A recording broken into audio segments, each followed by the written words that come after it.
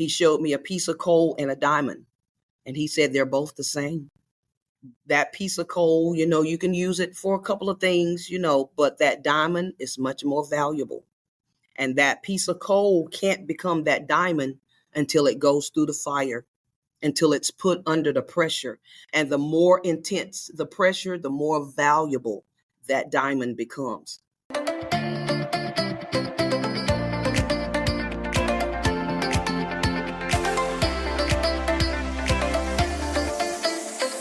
This is By Joyan Season 2. I'm your host, Joyan Chan, and every Wednesday we bring you inspiring stories, powerful message, and fun conversations with me and my special guests and friends, and it's my personal mission to empower you to live and lead a life with joy. This podcast is for you if you're looking for more joy, courage, passion, and purpose in your life. Now let's dive into today's episode and get ready to laugh, learn, and live your life to the fullest. Joining us today is a multi-talented author, and alongside her culinary career, she has also thrived as an entertainer, model, singer, and actor. Writing has always been her way of processing emotions, especially after the hardship of her father leaving. In 1996, she fully surrendered her life to God to inspire her to document her journey. 16 years later, these writings became her book, From Darkness to Light, which has had a profound impact on many readers, including a woman who found the strength to leave a 20-year abusive relationship after reading it. Her mission is to inspire others to find healing and transformation through faith, guiding them from darkness into God's marvelous light. So, ladies and gentlemen, help me welcoming our very special guest today, the inspirational author, Danielle Anderson. Good morning. Very good morning. Thank you so much for being on the show today. Really excited to have you here today. I'm really honored.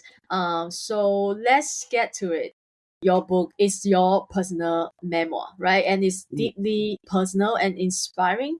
So as an aspiring author, I want to write my book in the future. What was the defining moment that made you decide to share your journey, to share your story with the world?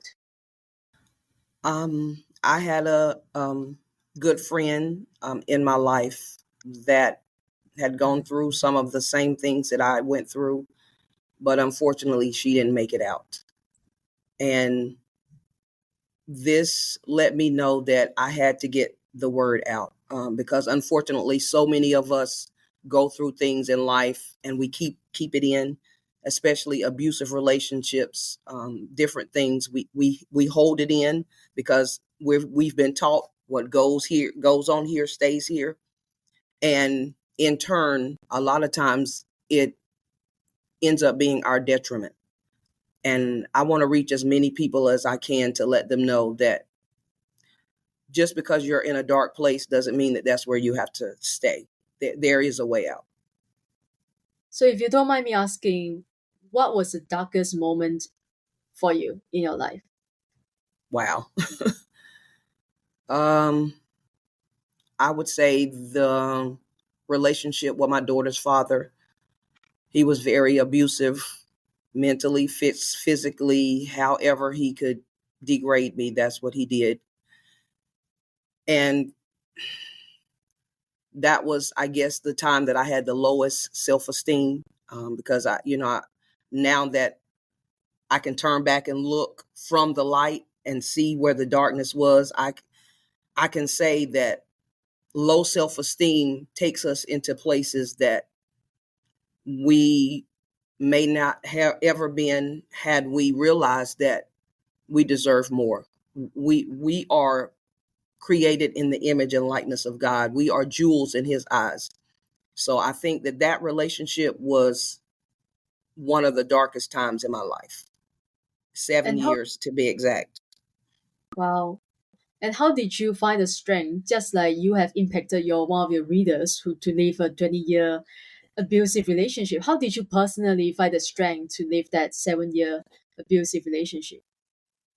Wow. On my own, I tried for 6 years of the relationship because, of course, the first year,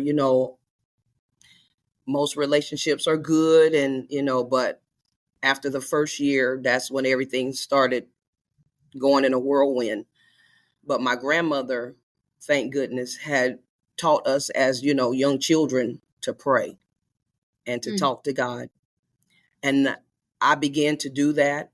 And I just remember one night just falling on my knees and crying out to God and asking him to take me out of all the evilness, even if it included, the relationship that I was in. And it was like, man, in an instant, the 7 years, it was just like everything just, and I walked away and never went back.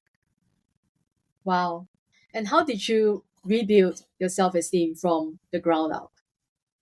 Really spending a lot of time with God, getting into his word, because the Bible really tells us who we are, tells us where we're supposed to be, what we're supposed to be doing.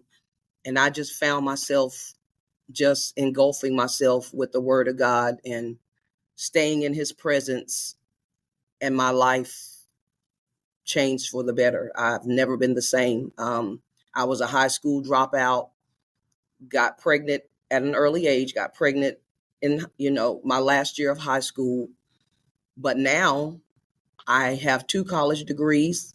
I have my own business that is prospering.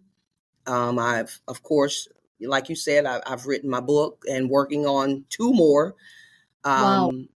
on a successful TV show here in Greensboro, North Carolina. Have had my own TV show. So coming out of that darkness made me realize that there was so much more to life than what that young man was saying that I was supposed to be.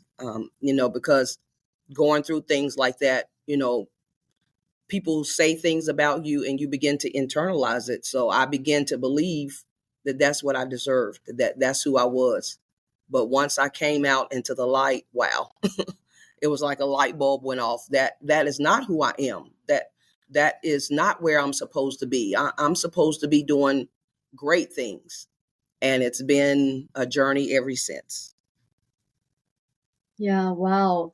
For people who are listening, I know some of my listeners, they are in a toxic relationship, I would say, and they are so afraid to walk away for so many Yes. reasons. Maybe it's just, I don't know, just a sense of like, I've been with this man for so long, like what would happen, I don't even know what would happen, right, if I leave this marriage, or I have kids, what about the kids, right? Things like that.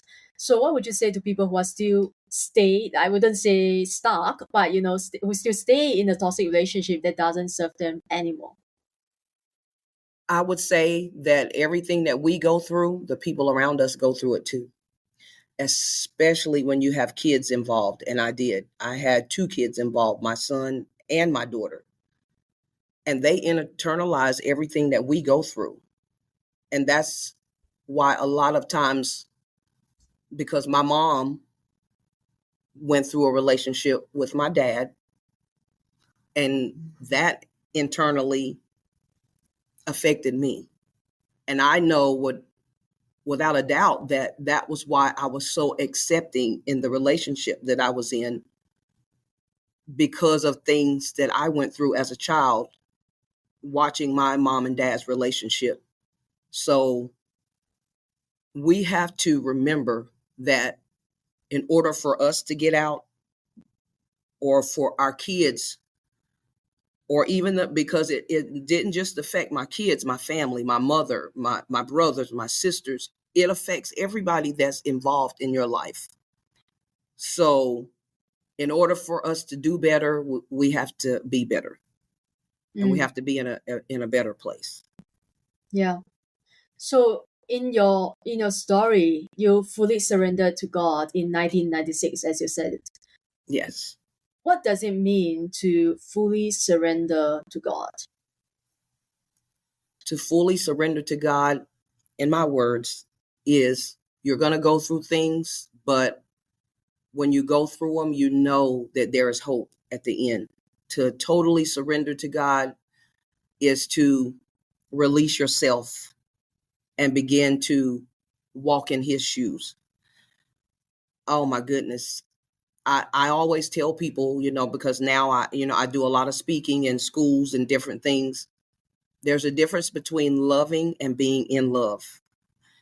And I fell in love with God. And because I fell in love with him, everything that I do, I want to make sure that I'm pleasing him. And that's in any relationship. And I realized once I fell in love with God, that relationship that I was in, it wasn't, I wasn't really in love. I was holding on to hope that was never going to get me to where I needed to be. I know faith plays a huge part in your journey, in your story. So how do you keep your spiritual fire burning, especially during tough times? I'm sure things aren't always great, right? Even though you have left the marriage. Yes. Wow. How do I keep it? Like I said before, just on a daily basis. As soon as my eyes open, the first thing I'm doing is spending time with God. Before I leave the house, before I start my day doing anything, I make sure that I am getting in his presence, because as the Bible says, in his presence, there's fullness of joy, and at his right hand, pleasures forevermore. So before I go out, because like you said, so many things come at you on a daily basis. So before I go out, I want to make sure that I'm locked into his presence, so that when those things do come, I already know what I need to do to combat them. I already know, because he speaks to us on a daily basis. So I want to hear, and the only way you can get to know somebody is to be in their presence. And that's what I do on a daily basis. Yeah, I remember someone told me, a friend of mine told me, it's about the relationship that you have with God. It's all about that, right? Yeah. Yes. Can even say now, even because I was a single mother, but now I'm a single grandmother, because unfortunately, as I stated, we have to be careful of the things we go through, because now my daughter is now on that path. So I'm raising my grandbabies. Prayerfully, she'll, realize, she'll come out of darkness into the light as well. But my goal is to make sure that my grandbabies don't follow down the same path. And what is it? That's really interesting. And because I am aware of generational trauma, right? So how do Yes. you make sure? What do you do exactly to make sure it's not being passed down to your grandkids, or your daughter and eventually your grandkids? I'm in a different place than I was when I was raising my daughter. So my grandbabies see something totally different than my kids did. And Mm, I want the generational curses broken, because I want them to really, really soar in everything they do. right. And also, writing has been your way of processing emotions, especially after your father passing. So if you can, right, again, can you take us back to the time and share how writing became your outlet for healing? Right, there are so many ways for healing: praying, writing, singing. It can be anything, right? But why writing? How it became your outlet for healing? Even as a little girl, that's all I can ever remember, especially songs. When I was very young, as I stated, my mom went through things with my father. I was very close to my grandfather, and he died, when I was very young. And it was, I don't know, songs, poems. It was just, it took me to a different place than where I was. And it was truly like uplifting. I can't explain. It was like my heart, when I would write, I could feel my heart healing. So writing is really a healing for me. Right. Other than writing, other than being an author, you also have a business that you said you are, have your own TV shows, and you were a model and singing and acting. How did each of these different passions, right, contribute to your overall personal growth and the person that you are today, and ultimately become the memoir in your book? Oh, wow. Now I'm in a different place, but then those Yeah. places were part of my darkness. because unfortunately we have to be real careful in the entertainment business Mm, because it's like a wolf. It can eat you up. It's like lions. right. So there was a time that I really did in the entertainment business. Uh, I was devoured, but it was through going through those things that truly built in me so that now I'm in a place that I'm real careful of where I allow myself to go. What would you say is your purpose? What is your life purpose now? My purpose is to, one of the main things is there's so much going on now. Wow. So many people hurting, struggling, and they find themselves in a dark place. My purpose is to let them know that there is a light at the end of the tunnel. There is hope. Our struggles is what makes us who we are. And that was one of the things that God did speak to me, because years after I went through the relationship with my daughter's father, he was in prison for 24 years. And God had me to write him a letter and tell him thank you. Wow. I thought God had gone crazy. And wait a minute, what do you mean? Do you remember what he did to me? And God said, yes, I do. And the things that he put you through is what has made you who you are today. So we have to remember, because, one of the things that God, showed me, and you will read it in the book, is he showed me a piece of coal and a diamond. And he said, they're both the same. That piece of coal, you can use it for a couple of things, but that diamond is much more valuable. And that piece of coal can't become that diamond until it goes through the fire, until it's put under the pressure. And the more intense the pressure, the more valuable that diamond becomes. So now I'm at the point where everything that I go through, I know that it's to create in me what God has truly called me to be. I can say now that I know without a shadow of a doubt that he's calling me to cry out to the nations, because there's so many people that don't know, that they don't know.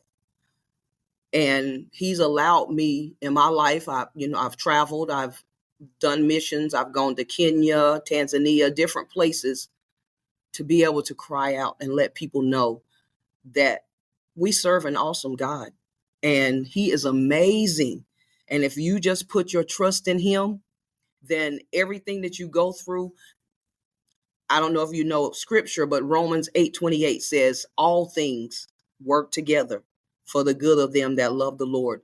So I base my life off of that scripture, because I know that everything that I go through, even being a single mother, being a single grandmother, gone through cancer, had stage 4 cancer, gone through sarcoidosis, which a lot of people don't know about, is a more aggressive disease than cancer.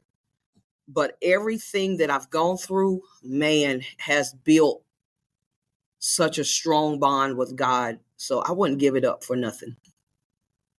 Right. Yeah, I love the story of the diamond.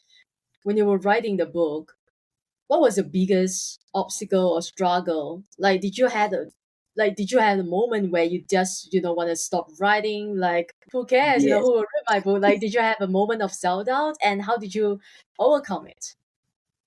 The biggest struggle was, as I said, we were taught in my household, what goes on in this house stays in this house. Yep. And there was a lot of things about my family, especially my mother and my father, that was in the book that nobody knew. And I wrestled with writing it, publishing. I wrote it, it was down, but I wrestled with publishing it. And one day I sent the manuscript to my mother and asked her if she would read it for me. I'm sorry. That's all right. And she called me back and said to me, it has to go. People need to know. Thank you for being the person that you are and being free to let people know that we go through things, but it's okay. Because my mom, through me writing the book, has had a lot of healing. And once she told me that I had to publish it, it needed to get out. That was my open door to do what I needed to do so that people could see, because my mom too had gone through a lot of stuff. And she cried, I cried, because she never knew, because I didn't tell my family, I didn't let anybody know of the abuse that I was going through. But now me and my mom can talk together. So it has truly been such a blessing to my whole family. Yeah, that's beautiful. And who is this book for? Like who should buy this book? Who should read this book? Like who is the woman that you are speaking to? Women mainly with low self-esteem or low self-worth. The women out here, and men, I'm beginning to realize men too, because just a couple of weeks ago, I had a gentleman that had read the book. I would have never expected. And he called me in tears and thanked me. Anybody who doesn't find worth in themselves, I want them to read the book, because I want them to know that you do have worth. God created us all for a purpose. He says it in his word. I know the plans that I have for you, plans to prosper you, to give you a hope and a future. So you do have a hope. He does have a plan for you. When we begin to realize that in ourselves, to think that God created us in his image and likeness. And when I think about God, man, I think about awesome. I think about, oh my goodness, he is a powerful, uplifting. And if I'm created in his image and likeness, then what am I supposed to be saying about me? That should be the same things that I'm thinking about myself, because he says that we should love others as we love ourselves. So it has to start with us. We can't love anybody until we begin to love us. So my prayer is that, man, people that just need that extra little push, that someone to say, you are better than what you think you are. That's who the book is for. Thank you so much for that. Now for your next two books, what is it about? I'm really excited for that one. The second one is a portion of From Darkness to Light, and that is There is Power in Forgiveness. Because as we were in those dark places and may have gone through some things, people may have done things, we have to learn to forgive. Because as I told you, when my mom and my dad, before he passed away, became best friends, because after reading the book, she realized that she was holding on to a lot of stuff that was really keeping her in the dark place. And not only because my mom and dad's relationship is kind of, my mom was the other woman, but my stepmother was a wonderful woman. She still is. And like I said, in turn, my mom began to reach out to my dad. And in turn, my dad, my mom, and my stepmom all became friends. That's because of forgiveness. And that's what I want people to know, that in order for the generations behind us to grow, we have to release all of that stuff from the past so that they can get ahead. So my next book is There's Power in Forgiveness. And the next one is about a woman of God in the Bible that has been an inspiration to me realizing that there was more in me, and that's Esther, the book of Esther. It's not necessarily the story of Esther, but it's based on the story of Esther. Right. And when do you plan to finish these two books? Do you have a deadline that you're working towards? I mean, for there's power in forgiveness, hopefully by the spring, because like I said, I'm a single grandmother, so trying to raise three granddaughters is a Wow. handful. But hopefully by the spring with there's power in forgiveness, and then hopefully by the end of this year with the book of Esther. Yeah. So what is so what is the most, let's talk about your first book, which is From Darkness to Light. What is the most important lesson that you hope readers take away? There's power in God. God should be your everything. When God became my everything, my whole life changed. As I stated, I was a high school dropout. Saw my mom struggle to try to take care of us, so I didn't want her to have to take care of my child as well. So I dropped out of high school so that I could get a job to take care of him. Just to be able to look back and say now that I'm where I am, I know it's nobody but God. As I said before, was diagnosed with stage 4 cervical cancer. So of course, the doctors called my family in and, told my family that really there was no hope, that they would do what it took to make me comfortable Mm. until that was his words. And that was in 2001. I'm still here today, and this is 2025. There's power in our God. Mm. Power. And I just want people to know that if you just trust him, really, that's all you have to do. Just trust him and just believe in his word, because his word is true. And really, you can look around with everything that's going on now. Everything that's going on now is the Bible fulfilling itself. So Right. I just pray that through this book, people will begin to really trust God. Because, even with the sarcoidosis, it's a very aggressive disease like cancer. It breaks down all your major organs. And it had done that to me because I was in the last stage of it when they finally diagnosed me, had lost my sight. The main thing, I'm a worshiper, so it had affected my vocal cords, my heart. It was in my heart. It was in my brain. My lungs had collapsed. I was breathing on a fourth of a lung by the time they got me to the hospital. So the doctors had to go in and rebuild my lungs. So of course, they didn't think I was going to be able to sing again. Of course, they said that I was going to have to be on oxygen the rest of my life. But what did you do? Did you pray every day? Oh, yes. Oh, my goodness. That's why I said our bad times is when we really see who God really is, because it was through those times that I really grew in my relationship with God.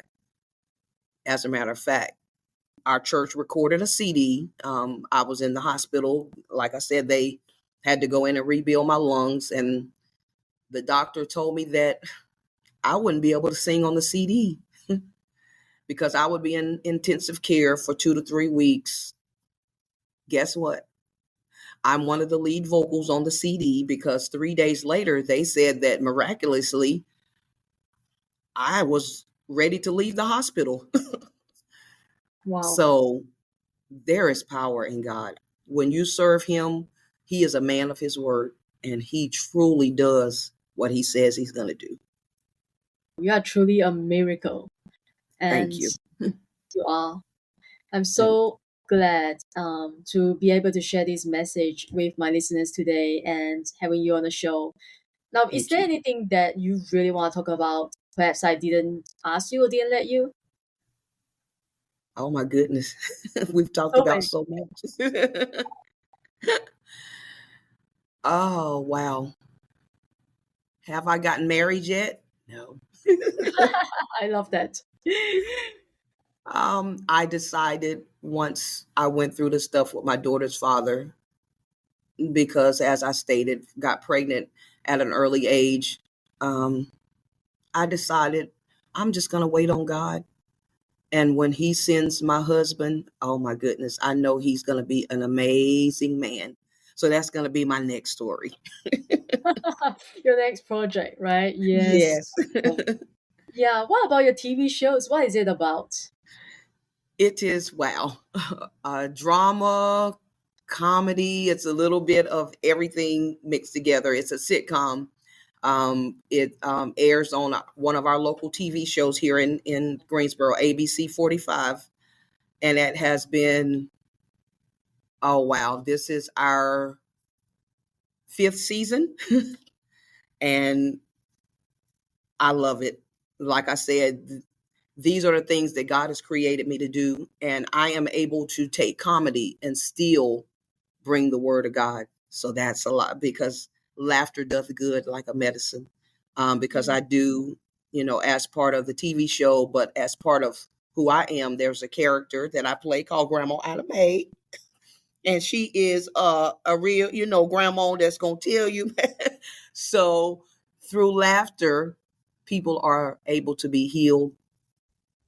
And that was one of the things that God used in some of my dark times, was the character that he had given me, Grandma May. And to see others laugh was a healing for me. So, yeah. Yeah, it's a beautiful mission. Awesome. Thank you. Now, thank you so much again for coming. But we always end with our final 5 rapid fire questions. Every question has to be answered in one word or one sentence maximum. Okay. It's okay. It will be fun. Don't worry about that. Now you're ready. I'm ready. I'm Awesome. going to try. I'm ready. All right. The first question is, what is one thing you wish you knew earlier? That I should save myself for my husband. Love that. Mm. Now, I can't wait for this one. If you could relive one day of your life, which day would it be? Oh. um, the day that I met my daughter's father. And you wouldn't marry him? Mm. Wow. But you wouldn't become the person you are today, right? You're right. Yeah, I get it. I get it. Yeah, you'll be a different person, right? Still, Yes. yeah, beautiful. If you could master one skill you don't currently have, what would it be? Wow. Oh my goodness. Oh, that's a hard one. I would say a little more patience. I love that. Wow. Now, the next question is, if you could instantly solve one problem in the world, what would you solve? Young ladies with low self-esteem. Right. Yeah, that's so powerful. Last question is, what brings you the greatest joy? My grandbabies.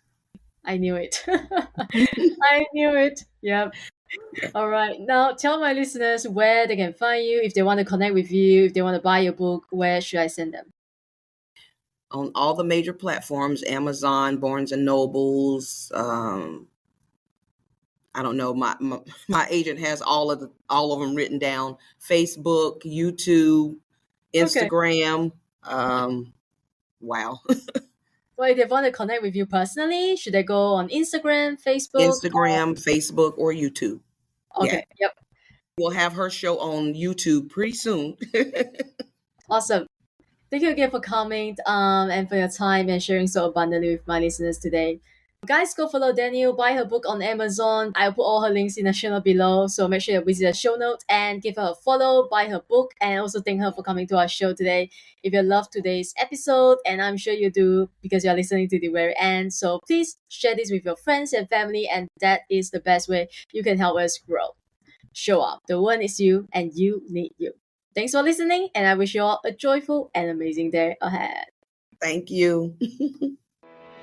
Thank you again for tuning into Find Joy Joyan podcast. If you enjoyed today's episode, take a screenshot and share it on your IG story and tag findjoyjoyan_podcast so I know you are listening. And leave us a positive review on Apple Podcasts if you haven't already done so. And remember to hit the subscribe button whether you are listening on Spotify, iTunes, Amazon Music, or any of your other favorite platforms. If you love what we are doing and want to become one of our sponsors, you can send me a DM to connect. And thanks for being here. I will see you soon in the next episode.